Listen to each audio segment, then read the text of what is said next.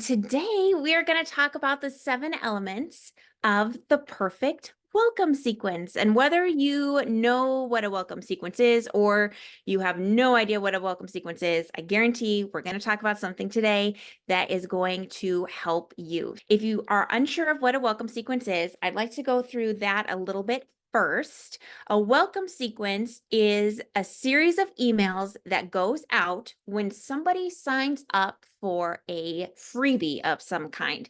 And there are a bunch of different freebies. Different businesses have different freebies. This could be anything from an author giving away a free chapter of their book, or maybe hosting a virtual book club. This could be something like a worksheet that somebody pulls out of their course. This could be an ebook about a topic that a specific type of coach teaches, right? So there are a bunch of different opt-ins, a bunch of different freebies that you can give to your audience in exchange for their email address. The most important thing is that your freebie provides your audience with value.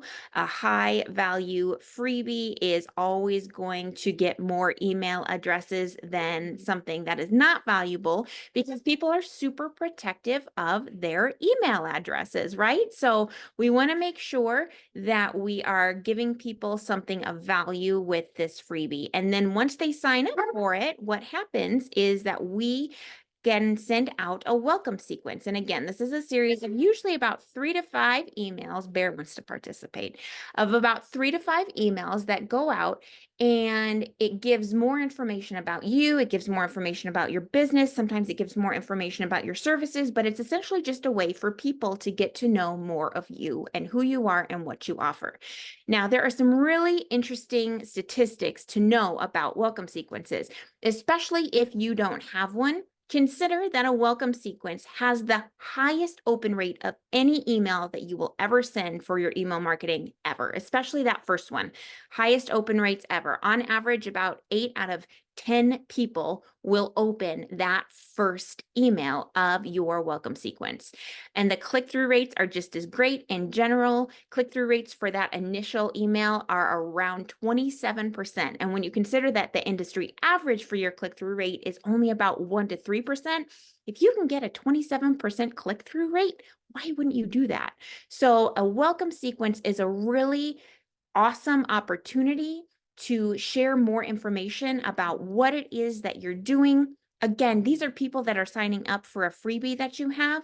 So at the time that they're signing up, they are super interested. They are probably at their most interested in you and your products and your services that they will ever be in their entire life, in their entire life cycle with you or your business. So when you think about it that way, you might start to get a sense for how important welcome sequences are for businesses. So with that in mind, the very first thing that I want to talk to you about before we even talk about the elements of writing a welcome sequence, the different things that you need to be sure that you include with your welcome sequence, I want to talk to you about putting an offer in your welcome sequence. So I have a client that I started working with recently. She has a course. She created this course. It's a great course. It is a very niche topic that she teaches. She has not sold a single course since it was created a year ago when she came to me. She hadn't sold a single one. It's priced about just under $500. And she wasn't sure why it was selling, because there were a lot of people that were coming to her asking questions about this topic, but she didn't really have anything around outside of this high ticket offer. So she decided to create a course around it, but she couldn't figure out why people weren't necessarily purchasing this course.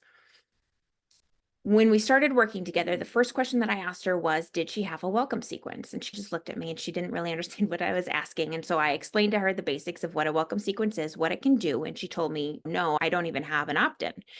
So we decided to pull a freebie, a sign up, something of value from the course that she had created. So it was just a worksheet, a very simple worksheet directly from the course.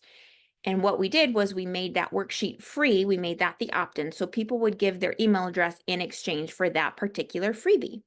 And then For her welcome sequence, what we did was we added links to this course.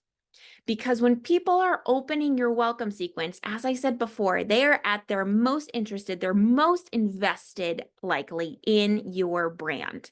They are hungry for more of what you are offering. And a lot of us make the mistake with our welcome sequence of being like, oh, here's that freebie that you asked for. I hope you enjoy it. Good luck. And then maybe our next email is just following up about the freebie. Hope you filled it out. Hope you're finding it helpful. If you have any questions, please reply. And then the third email in a welcome series is usually, this is the last time that I'm going to contact you in this sequence. If you have any interest in other things, here are some products and services that I offer. Might be a noisy workshop today. And then you just sign off. And then these people get interested, get dropped into your normal everyday sequences, but they don't hear from you again regarding your sales and your offers. There's probably just a squirrel outside, or maybe an old lady walking on the sidewalk, because that's absolutely terrifying. But what we don't consider with our welcome sequence is those people who want more. They are coming to us because they feel like they have found someone who can offer them information about something that they are having a problem with, something that they want solved, whatever that may be. And if you are denying them access to that information, you are doing them and yourself a disservice. In order to write a successful welcome sequence, I'm leading with the most important piece of that, which is that you should absolutely link to something paid, especially in that first email of your sequence. This particular client, in the time that we have implemented her welcome sequence, which has only been about 3 weeks, we have sold 3 courses. Again, 3 courses. She'd sold none an entire year, and in about 3 weeks, she has sold 3. And that is the power of a welcome sequence. It doesn't matter what your item is priced at. It doesn't matter if it is a low cost offer that's $9 or $10. It doesn't matter if it is something that is higher cost, a course that's a couple hundred or a couple of $1,000s. It doesn't matter. What matters is that it is aligned to your ideal customer that is giving you their email for that initial freebie. So like I said, hers is actually linked to a workshop that is part of this course. So these people get this worksheet for this course. They realize, hey, this is something of real value. What more is there? They get their welcome sequence and it's, oh, hey, this worksheet is pulled directly from this course that I created just for this type of customer. And what do they want? They want to go check it out, right? Maybe they don't necessarily buy it right away, but at least they're thinking about it. They go check it out. They go to the page. They want to go see what it is and what it's about. So that is the most important thing. That is how you make money with your welcome sequence, ladies and gentlemen. You have to not be afraid to make the big ask. And it all has to link. And if you have it all linking together in just the right way, you can be sure that you are going to find new customers with your welcome sequence. And who does not want to make passive income just by sending out an email? Okay, so that is the most important element of your welcome sequence. But let's talk a little bit more. Okay, let's talk a little bit more about writing that welcome sequence. So I jumped in a little bit. My name is Allison Janda Brown. I'm a conversion copywriter. I'm a marketer. I'm a content strategist. I have written a lot of welcome sequences, and there are a few elements to the most successful email welcome sequences that I have written that I am including in this presentation. Because ultimately you can write a welcome sequence, but if it's not well written and if it does not include these specific elements, it might not work as well for you as it could. So let's talk about some of the elements of a welcome sequence. The first thing that you should always test, no matter what, test emojis in your subject lines. I know that this is a hard one for a lot of people. A lot of people don't like using emojis. A lot of people don't like searching for emojis. A lot of people don't think that emojis necessarily work. But I will tell you that when it comes to email marketing, if you would just take a second right now, and I'll give you a minute, you can click over to your inbox. And if you scroll through your emails And if you click over to your promotions folder or your junk folder or wherever else, and you scroll through those emails, take a second and be honest with yourself. What emails make you pause? It's not the ones that are just text, it's the ones that also include emojis. And so while researching a good emoji for your subject line might not feel like the best use of your time, in the instance of a welcome sequence, it really makes it stand out. Now, you can use emojis with subject lines for any email marketing, but especially for that initial email that people receive from you in their inbox for your welcome sequence, having an emoji is a really great way to make them take notice of it and open it. Again, we really want to go for that higher open rate.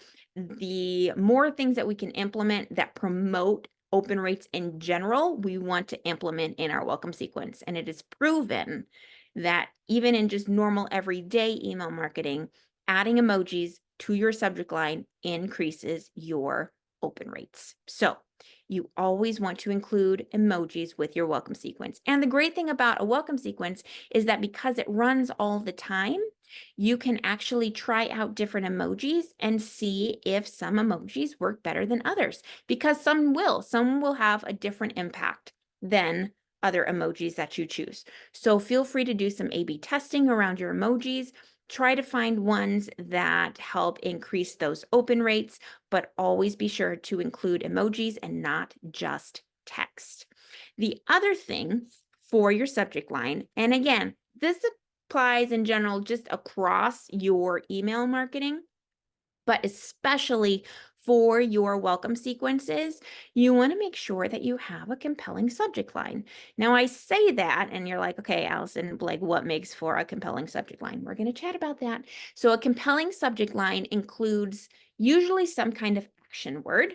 So you can use a thesaurus. I use one all the time. You can go down the rabbit hole. Every word you click comes up with more synonyms for a particular word, and before you know it, you've spent like 30 minutes in the thesaurus.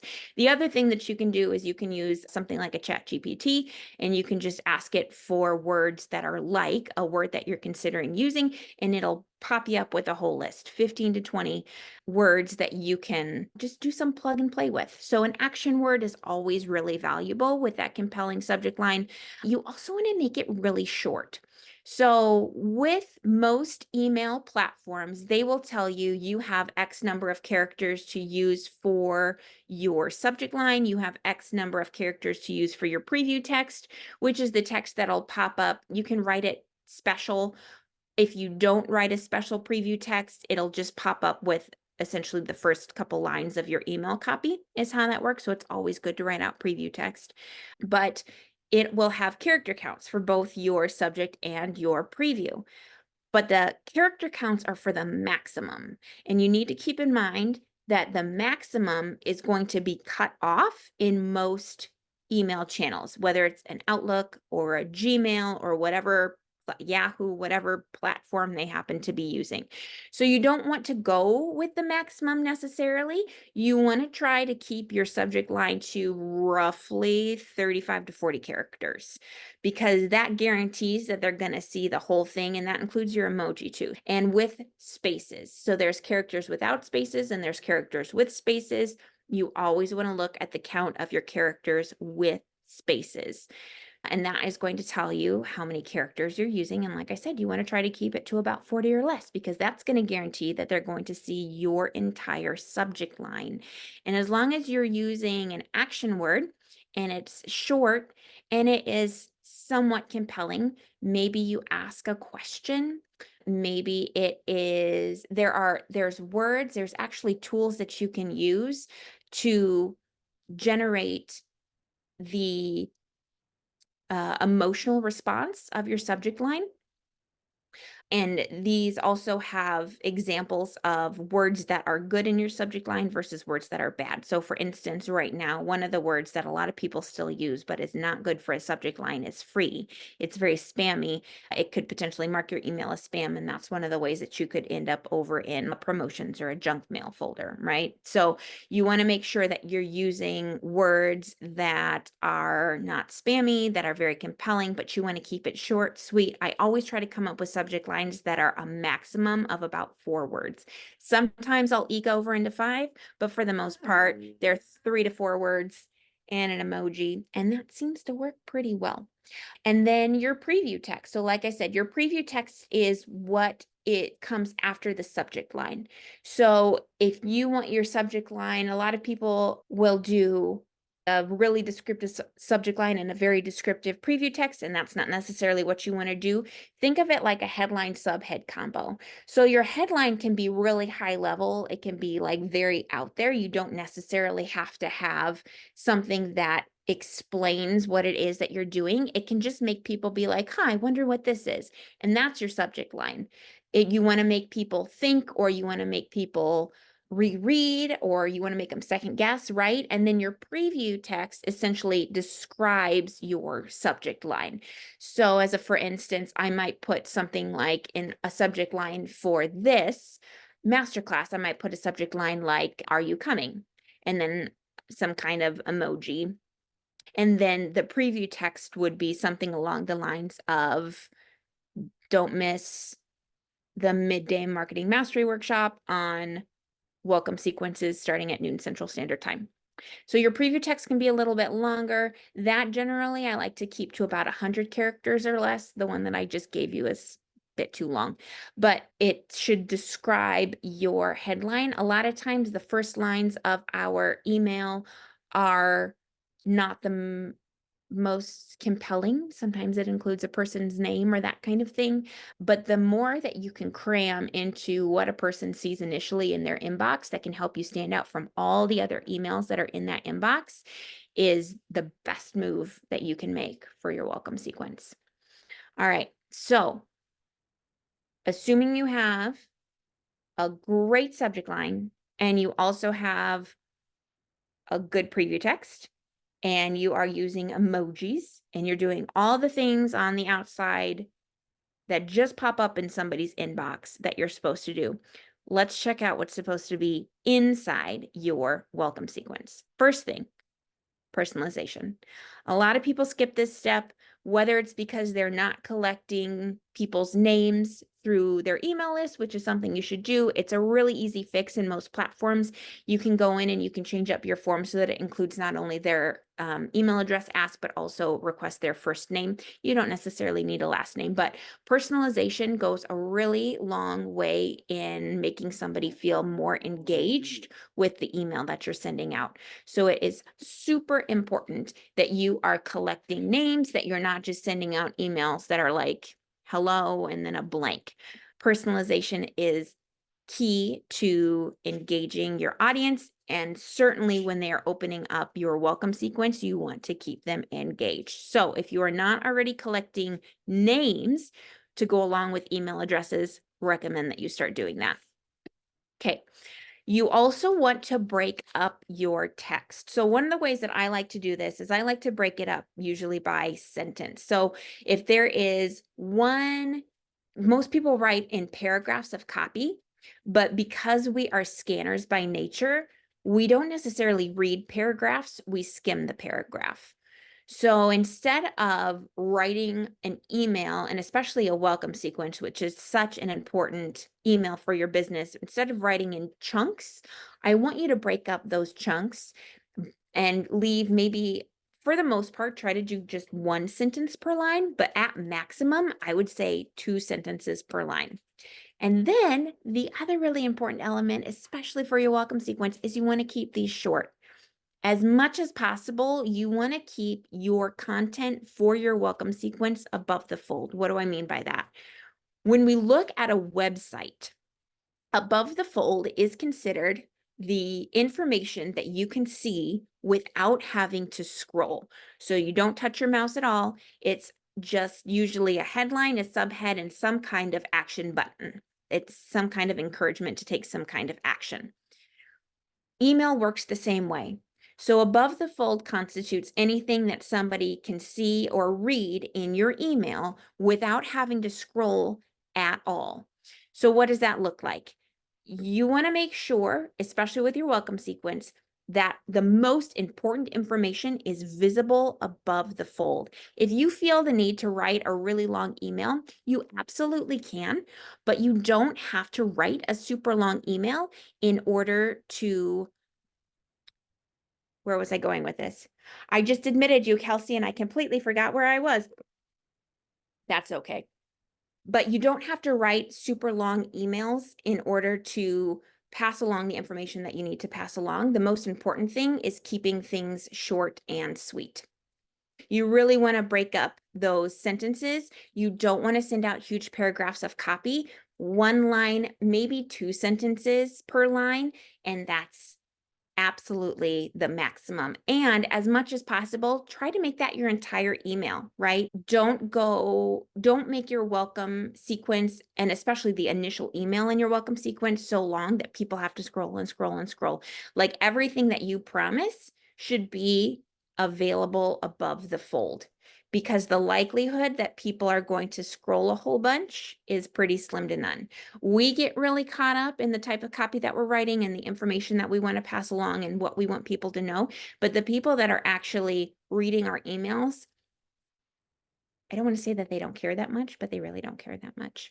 So the shorter and the sweeter that you can keep it, the more likely your welcome sequence is to perform.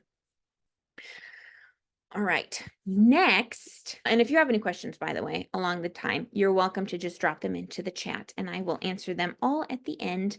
Okay, so the next thing, so we've talked about emojis in your subject line. We've talked about having actions in your subject line and keeping it short and sweet. We've talked about using your preview text as essentially a subhead to describe your headline, to give your reader a bit more information, help them decide whether or not they actually want to open your email.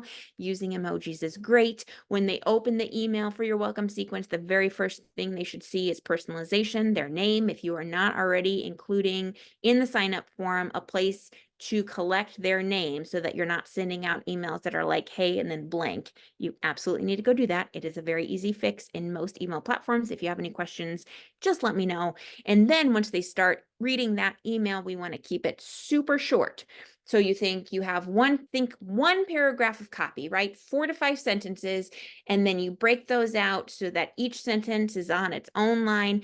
And that's pretty much all you need in a welcome sequence. Very short, very sweet, especially if it includes some kind of download, right? If you're sending out the welcome sequence so that they have the link to whatever it is that they gave you their email address for, you want to make it so that one thing is readily available to them. You don't want them to have to scroll through lots of copy, lots of graphics to get to the attachment that's at the bottom of the email or whatever it is. Okay. Next, we talked a little bit at the beginning about adding value, but the most important element, besides all the other elements that are super important to your welcome sequence that you can put into it, is value. So we are currently in an online culture that supports the idea of, you should just buy this because it's only $10, or you should get this because it's only $20, right? It used to be, when I started my business back in 2012, that there were people that were really doing it, that were really building huge online businesses. But the problem was that a lot of the information that they had learned in order to get to that point, they were gatekeeping it. You were having to pay buco bucks. And if you were somebody like me who was just starting out online and had no idea what you were doing, another squirrel or old lady, I'm sure, then it was just a matter of you were just learning it all yourself. So now that shifted, though, because there's so many online businesses that people have realized that they can't gatekeep all of this information because it's available for free all over the place. Now, you don't know what you don't know, and you don't necessarily know what to search for, but all the parts and pieces are there. If you really want to figure out something for free, you totally can, using a site like YouTube, right? Or Google. But what has become of that then is now we're not necessarily having people that are doing these super high ticket things just for high ticket sake. We're having the opposite happen. where we have people that are creating these products simply for the purpose of making money. And the way that they're selling it is they're saying, oh, why wouldn't you buy it? It's only $10 or it's only $20, which is all well and good. But if it doesn't offer you any value, and if you do that so many times, you're going to get burned out from it, just the same as you would getting burned out from spending a whole bunch of money on these like high ticket courses that don't necessarily teach you a whole lot of information, right? So value, and especially value in terms of what you put in your welcome sequence, is so important. Now, we talked at the very beginning about having an offer in your welcome sequence. So many people shy away from putting offers, paid offers, in their welcome sequence. But when you think about the math of it and you realize that this is the email that's going to be open more than any other email, it totally makes sense that you would put an offer in there. But you want to make sure that offer is highly valuable to the person who is getting this email. Because if you don't offer something of value to them, then they have no reason to continue clicking on the other emails. Now, there are a lot of ways that you can add value to beyond just like a paid offer that has more information. If you have blogs, if you blog heavily about a topic that you are very familiar with or something that you sell often, you can link off to specific blogs that you mention in your email. So for instance, I have a client who does Google AdWords and SEO, and we were working on her welcome sequence, and it had one of the questions that she gets very frequently from her customers, questions like, what even is SEO? How do I use AdWords? She has blogs about these things. So in her welcome sequence, we link out to blogs that answer questions that people, new customers, would frequently ask her. This is a way that she offers value to them before they even decide whether or not they want to work with her. The point is to add value and to be generous. And that is one of the best things that you can do, especially when you're welcoming people into your space, because that shows people that you're not just in it for a buck, right? You're not just in it to make money off of them. You truly care about them. You truly understand their problem. You truly want to help them. Hey, this is a topic that I know a whole lot about. Here's something that I have that will help you with no strings attached, right? Being generous, adding value. So if you can do that in your welcome sequence, in addition to having that paid offer, because again, people are hungry. People are giving you their information because they have decided that you might actually have the solution to their problem. You want to, at some point in your welcome sequence, preferably in the first one, but I would say no later than the second one, link off to something paid, as long as it is valuable and not just paid for paid's sake. Okay? All right. And then the last element, I feel like we've done more than 7. I should have maybe named this like 10 elements of the perfect welcome sequence, but the more information, the better. So the last thing that I want to talk to you about when it comes to your welcome sequences, she's so sweet when she's not barking, is your CTA, or your call to action. Your call to action is the action that you ultimately want your reader to take. In email, we have a tendency to want people to take lots of actions.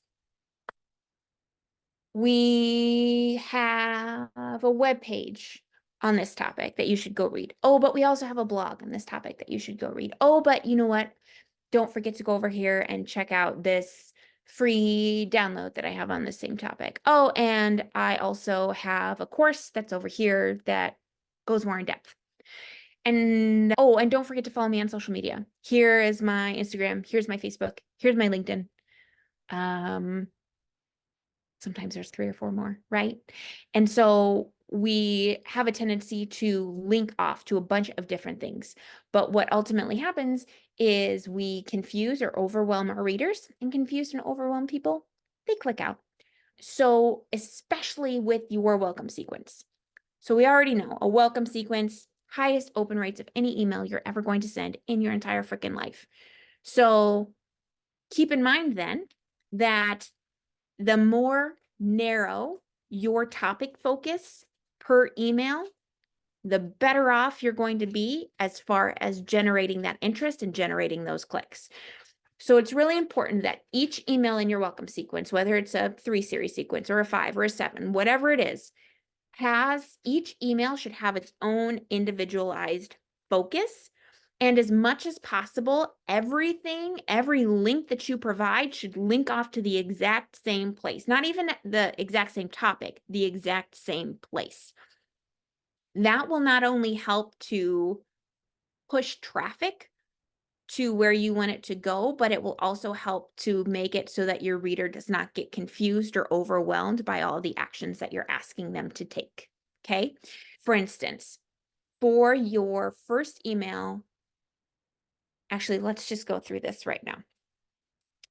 This is not in my notes. This is just off the cuff. So if we're writing a series of 3 emails for your welcome sequence, let's say you have a course. We're going to do a little bit of a funnel overview here so that you can get a visualization. And remember, if you have any questions, just drop them. Okay, so let's say that you have a course that's available for $100. And then let's also say that you have like a series of worksheets that's available for $20. You wrote a book and that's $10, and then you have all your free stuff, right? So your social media channels, all your things. Now, if you look at it in those terms, so you've got free stuff, you've got a low priced offer, you've got a low price, like a little bit more, 20, $30, and then you've got something higher priced, say 100, or it can even be 500 for imagination purposes. But the way that you want to set it up is you want to set yourself up a ladder based on whatever your high cost thing is. So everything on your ladder should lead back to this high priced thing. That's why it works. That's why this welcome series that we implemented for that one client that I talked about at the beginning with her course, that's why it worked, because we pulled a worksheet directly from her course, right? Like everything in the welcome sequence aligned to, hey, you need to go buy this course. It's like $500. Okay, so that's how you started out. So you've got your ladder with your little increments. So what happens then is, if that's your business model, so somebody's signing up for a freebie. So let's say that you pulled a free worksheet from the worksheet bundle, and this worksheet bundle is like half of the worksheets that you also include up here in this high-priced course. Itchy Millie. People are signing up for the free worksheet. The initial email in your welcome sequence would essentially be, hey, name, you wanted this worksheet. Here it is. So you know, I pulled this worksheet out of this worksheet bundle. So if you find it helpful, be sure to go check it out. Let me know if you have questions. XO, your name. Very simple, very sweet. It has the attachment at the bottom that is what they had originally requested, and it only links off to one place. It links off to a paid offer, a low price paid offer. Okay, so then the second email in your welcome sequence would essentially be more in line with, I would do education around whatever it is that your ultimate product or service is. So if you have a blog that you can link back to, it would be like, hey, first name, yesterday or the day before, whatever it is, you downloaded worksheet about XYZ.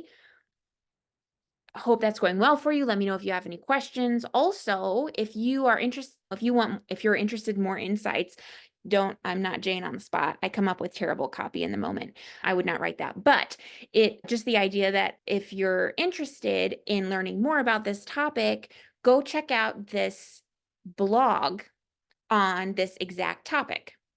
And that is the only link that is in the second email. Don't include the freebie that you included already in the first email. They don't need it again. They already have access to it. You don't have to include it again. A lot of people do. It's totally fine. Leave it off. Just link to the blog. And then in the blog, maybe you have a link off to a paid product. So maybe they read the blog, and then at the end of the blog, the call to action is, hey, if you enjoyed this blog and you want to learn more information, check out this thing that I have over here. Maybe it's your book, right? Or maybe it's the course. Maybe it's your $500 course, but whatever it is, go check it out. And that's how they go down a rabbit hole. Okay. And then for your third email in your welcome sequence, it's hey, just checking in. You might include a little bit more information about yourself, who you are, how you got started, because at this point, if they're still opening your emails, they're a little bit more invested. And this is the part where you quote unquote bore them with personal information about yourself, right? So you can give them a little bit more about you, how you got started. And then the sign off, if this were a 3-series sequence, is essentially, I love helping this type of person do this thing. And I love it so much that I created this course or this book or this worksheet bundle, whatever it is, whatever the high price thing is. In this case, it would be the workshop, but I created this big thing that has a ton of information in it just for people like you. You can learn more about it here. Again, the one single link that just goes off to that highest price thing. So you can see we start out with we're still asking for money in the beginning, right? In a very nonchalant way, but it's to a low price thing. And then we judge a little bit with more education, like the disguise of education, but knowing that at the end of the blog is some kind of call to action that's going to take them down a rabbit hole for even more information that's paid for. And then your last email in your welcome sequence is paid in the sense that you're linking to whatever your big thing is, right? So that is essentially how you can sell your products and services using your welcome sequence. It's really important that everything is aligned. It's really important that your offer is super aligned. But as long as everything plays into the next thing, it makes it really easy to sell multiple products and services from the same vein. And you can even do things like you offer discounts. Hey, if you buy this worksheet bundle, then you get whatever it was, 20 bucks off of the course, right? There's so many different ways that you can judge it. But the point of your welcome sequence is to not be pushy, but to still give them things that would benefit them. So that's how you write a really great welcome sequence. And if you don't already have a welcome sequence, or if you have a welcome sequence and you're like, I'm not sure, I do have a freebie, which I think I have to link. Yes, I do. I'll drop it. But it's on my website too. So if you just go to AllisonJanda.com and it's above the fold, it's the very first button at the very top of my website. I think it says something like free resources or get free resources or something like that. And it's just a whole page of free stuff. And I've had many different iterations of this business over the years. There are a lot of different freebies and opt-ins that you can choose from. Again, completely free. But there is a welcome sequence on there. So if you need some kind of template to help you with writing a good welcome sequence, I invite you to go check that out.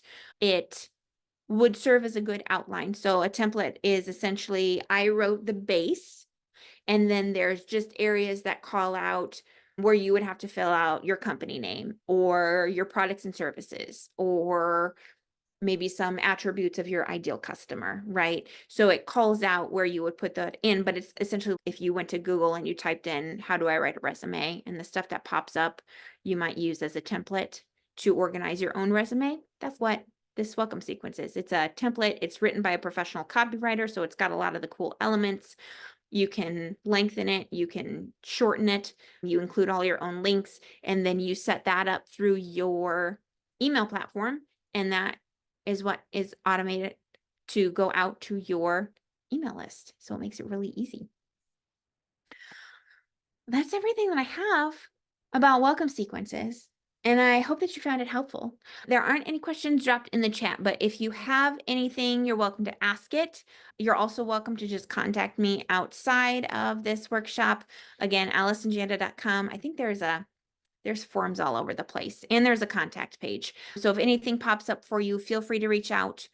But I hope that this proved helpful, and I hope that your welcome sequence that you decide to implement is wildly successful. Huh. I never really thought of an ending for this, so I guess I'll just end it. But I hope you have a wonderful day, and thank you so much for joining me for this inaugural Midday Marketing Mastery. This was so exciting. This is a topic that I'm really passionate about. Email welcome sequences.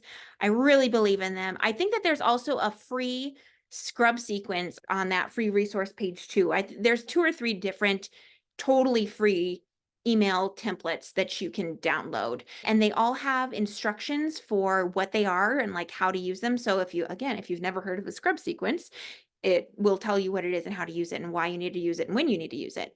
But yeah, so if you don't have any sequences, the 4 main ones that I like to talk about are welcome sequences. That's the biggest one. It's huge. Scrub, launch, or like product service, and abandoned cart is a huge one. So go and check out which of those 4 I have available for free. And like I said, if you have any questions, just feel free to hit me up. I am here. I want to be a resource. If you enjoyed this presentation, I hope you tell your friends. These are going to happen every month, the last Monday of the month at noon Central Time. And we're just going to cover a different marketing topic every month because I don't want anyone to be struggling in their business because of marketing, because I feel like marketing is really simple. And a lot of us have all of the things we need. We just don't necessarily know how they work together or how to optimize them. And so that is what I'm aiming to teach through these workshops. Again, they are completely free to attend, completely pitch free. I just want to help people. If you know of anybody that you think might be interested, I will be editing this video hopefully and uploading it to YouTube, so you can direct them to that. And you can also just send them my way for the next sign up. I will have the next topic announced probably in the next week or so here.